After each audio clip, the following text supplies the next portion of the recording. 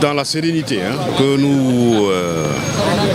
que se déroule l'audience de la chambre criminelle de la Cour suprême.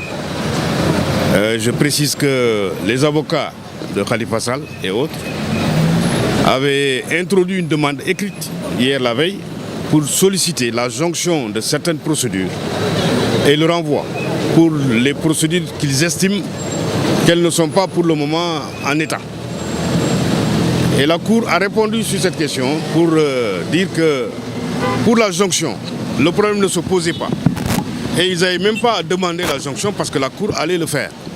Donc sur ce point-là, je pense qu'en fait la Cour a déjà tranché. Ils ont sollicité le renvoi parce que simplement ils auraient introduit des pourvois contre des arrêts. Et la Cour a estimé qu'elle n'est pas saisie de ces pourvois-là. Donc elle ne peut pas renvoyer cette audience-là pour ce motif. C'est la raison pour laquelle la Cour a rejeté purement simplement cette demande et a procédé actuellement. Vous vous êtes certainement rendu compte, la Cour, le conseiller, qui est le président de la Chambre, a procédé à la lecture de son rapport. Et maintenant, nous attendons dans l'après-midi pour que, éventuellement, des observations orales soient faites, des observations brèves, parce que c'est ce que prévoit la loi sur la Cour suprême.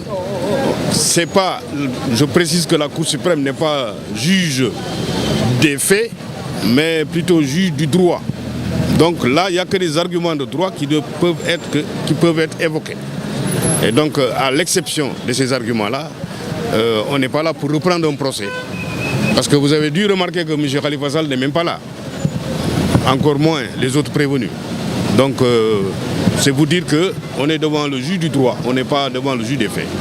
C'est la raison pour laquelle nous attendons la reprise de l'audience pour pouvoir en fait écouter les avocats de Khalifa Sall et autres et éventuellement apporter les répliques qu'il faut.